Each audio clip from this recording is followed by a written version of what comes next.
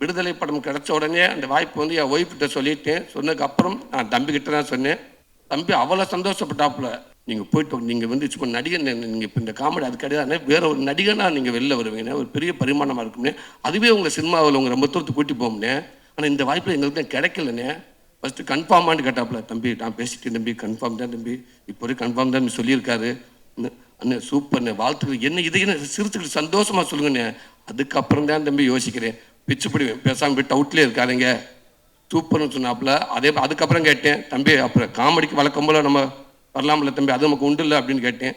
Sorry என்ன, நான் 2 W subject கேட்கறது கிடையாது அப்படின்னாப்புல. இல்லை என்ன தம்பி நீங்கள் தான் அவ்வளோ ஆறுதலாக சொன்னீங்கன்னு. இல்லைண்ணே அப்புறம் வருவீங்க, அப்போ ஓப்பனிங் சாங் எனக்கு ஒரு சாங் வேணும்னு கேட்பீங்க, அப்போ 2 ஃபைட்டு வேணும் பண்ணுவீங்க, சாங்கும் ஃபைட்டாகவே போயிடுச்சுன்னு சீனை எப்போ எடுக்கிறது, சாரிண்ணே அப்படின்றாப்புல. தம்பி இந்த ஆரம்பிச்சுட்டீங்கள, இதைத்தான் நான் அப்பயே டவுட் பட்டேன், நீங்கள் கரெக்டாக போயிடுவீங்க அப்படின்றாப்புல.